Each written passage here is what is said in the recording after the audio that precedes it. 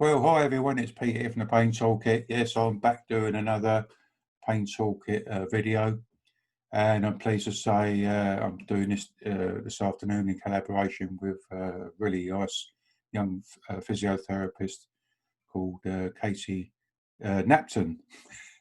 So that name always trips me up somewhere along the line, but I'm glad I said it right this time. Hey, listen, Katie, I don't know.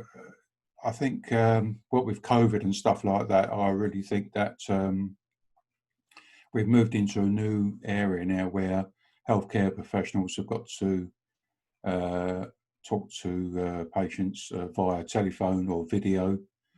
And I think not only for healthcare professionals, it's strange territory, it's also strange territory for people like me, patients. And I don't know, would you agree with that? Yeah, I think that they're sort of not considered that important, so they're almost a make do. Yeah, I'll just do a phone call. And I think we need to take them more seriously as professionals. We need to check that we're getting the optimum out of them, and that's why you and I have collaborated to form our top tips. So we've gone through to try and work out what's the best thing to do, and perhaps what people just aren't thinking about enough. Totally agree. And I think what prompted me to reach out to you, Kate, is that the other week I had a telephone consultation with a doctor of mine, and I could see the guy was struggling. He was rustling his papers, and he's on new territory. For me, I'm quite comfortable using the telephone and videos and whatnot. But anyway, so I thought, reaching out, and I'm very pleased that we're doing a bit of collaboration.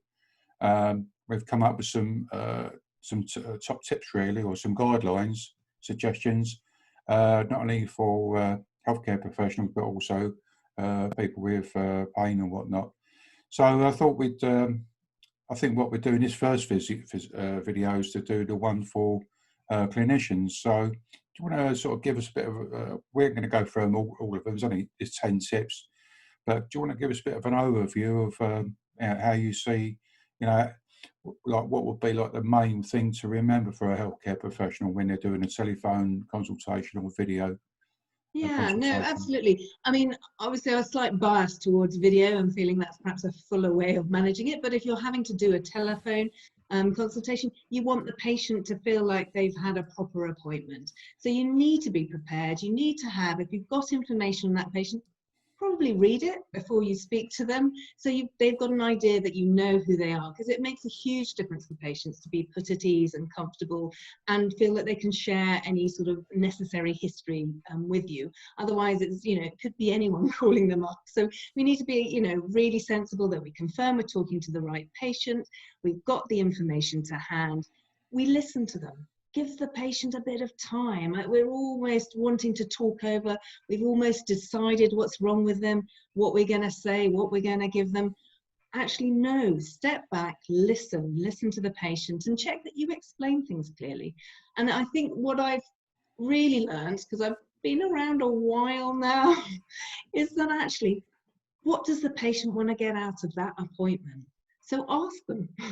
And, and at the end of the appointment, have they got, check they've understood, check they've got what they wanted from it. If they haven't, can you resolve that?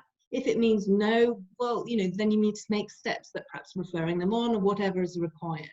But I think as clinicians, we can just sort of sometimes just speak over, decide, and send what we think is appropriate. And I think we need to be careful. And I think actually telephone and video is a perfect opportunity to be a little bit more patient-led and patient-centered. I think I was speaking to some GP buddies of mine over the last few months. They tell me they quite actually like the telephone or video appointments, because I think they told me they feel like they're getting a lot more done. They've got more time, etc. So it might be a bit of a win-win or a plus, Yeah, no, I think you're right. I mean, many of the time, I think some of us have gone to the GP or anyone, and they just seem to spend the whole time tapping into the computer. And at least if they're on the phone, you potentially have got their engagement which you might not have on an actual face-to-face. So I think we need to move away from seeing it as an inferior or just, you know, a make-do whilst things are a bit strange at the moment, and actually let's engage with these, let's get the most out of them, and actually they could be, you know, better than some of the face-to-face. They certainly shouldn't be seen as inferior if they're done well. Katie, fantastic. Thanks very much for that. Listen, guys, we're going to do take a short break, and we're going to go and record the next video for people with pain and long-term conditions. Okay, so we'll see you again on the next video. Take care. See you again soon. See you in a minute, Katie. All right. Bye.